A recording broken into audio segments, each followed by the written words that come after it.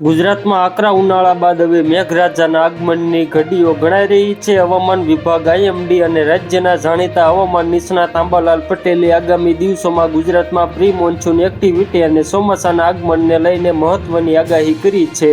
Western disturbance સક્રિય થવાના કારણે રાજ્યભરમાં વાવાઝોડા અને ગાજવીજ સાથે વરસાદી માહોલ જામશે। હવામાન વિભાગના જણાવ્યા અનુસાર હાલમાં વેસ્ટર્ન ડિસ્ટર્બન્સ સક્રિય થવાને કારણે આગામી 7 દિવસ સુધી રાજ્યમાં વરસાદી માહોલ રહેશે। આ દરમિયાન 40થી 50 કિલોમીટર પ્રતિ કલાકની ઝડપે તેજ પવન ફૂંકાશે અને ગાજવીજ સાથે વરસાદ પડશે।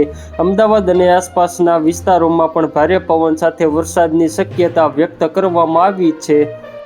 ચોમાસું આગળ વધવા માટે હાલ પરિબળો સાનુકૂળ છે અને 4 જૂનના રોજ ચોમાસું કેરળ પહોંચવાની શક્યતા છે। જો કે અરબી સમુદ્રમાં સર્જાયેલી એક સિસ્ટમના કારણે કેરળના કાંઠે ચોમાસાની એન્ટ્રીમાં થોડો વિલંબ પણ જોવા મળ્યો છે।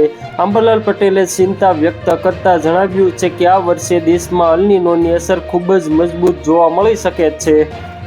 ઇતિહાસનો ઉલ્લેખ કરતા આંબાલાલ પટેલે જણાવ્યું કે વર્ષ 1972માં પણ આવું જ મજબૂત અલ નીનો બન્યું હતું, જેના કારણે દેશમાં દુષ્કાળ જેવી સ્થિતિ સર્જાઈ હતી।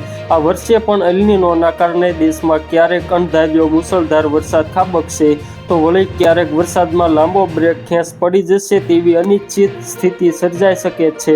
તો મિત્રો, હાલ માટે એટલું જ। ફ્રી મળીએ નવી અપડેટ અને નવા સમાચાર સાથે। તે પહેલાં ખાસ કરીને વિડીયોને એક લાઇક અને RTV ગુજરાતી ન્યૂઝ યુટ્યુબ ચેનલને ખાસ કરીને સબસ્ક્રાઈબ કરવાનું ભૂલતા નહીં મિત્રો।